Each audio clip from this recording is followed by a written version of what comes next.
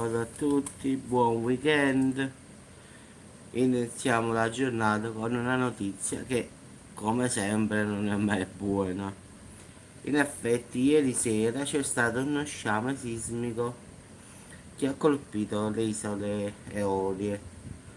La scossa, diciamo, quella là più grande, è stata di magnitudo 3.1 ed è stata solo a 8 km di profondità, quindi è stata molto sentita dalla popolazione, diciamo, di queste isole in effetti, e quindi è stata, diciamo, sentita.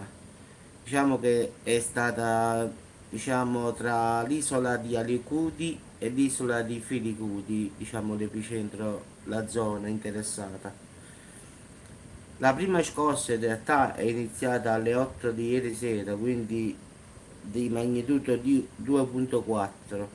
Poi si sono susseguite altre 4, da 2.1 a 2.5, fino ad arrivare a quella là che poi alla fine era quella di 3.1 che ha fatto, diciamo, mettere paura alla popolazione in effetti, perché è quella lì che, diciamo, è stata molto sentita dalle persone locali, diciamo.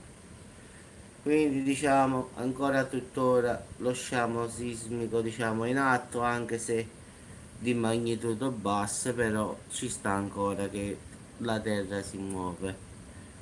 Quindi, come sempre, iniziamo male la giornata con notizie purtroppo che non sono buone, anche perché ultimamente i terremoti, i vulcani sembrano un po' impazzire un po' in tutto il mondo, a parte l'Italia. Quindi questo sciame sismico ha fatto preoccupare, diciamo, la popolazione.